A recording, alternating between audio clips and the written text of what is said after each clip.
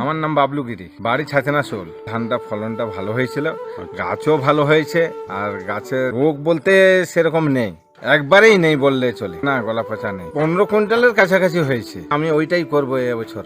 আমি তো ওকে বলে রেখেছি দোকানে যে বীজটা ভালো যেমন আমি পাই, ওই বীজটাই। আচ্ছা, ওরা তো দেখে বলেছে যে না ভালো চাষ হয়ে করেছো, এটা আমরাও করব, দোকান থেকে নিয়ে আসতে হবে, আমার সাথে যাবে, এই কথা বলেছে ওরা। আমার নাম সুশান্ত কুমার গিরি। আমার ফার্মের নাম হচ্ছে Giri fertiliser, village post Chhatinashol, PS Gopiballavpur, জেলা হচ্ছে ঝাড়গ্রাম। আমার দীর্ঘ 3 বছর ধরে সম্পর্ক হাইটেকের সঙ্গে।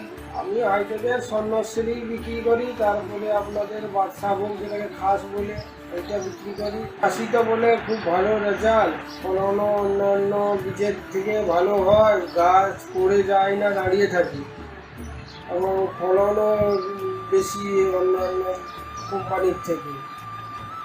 আর স্বর্ণশ্রী তো সামনের বছর থেকে আমি বিক্রি করেছিলাম, রেজাল্ট খুব ভালো হয়েছে বলছে, বিঘাতে মোটামুটি 15 কুইন্টাল ধান কেটেছে, চাষির যা রিপোর্ট। সামনের আমলে চাষিকে বলবো যে এইটা করুন, এই স্বর্ণশ্রী আপনি হাইটেক কোম্পানির, কারণ ওটায় রোগ পোকা কম লাগে, তার কাছে কোনো কলা পচা কিংবা শোষক পোকা এইসব উপদ্রব কম আছে।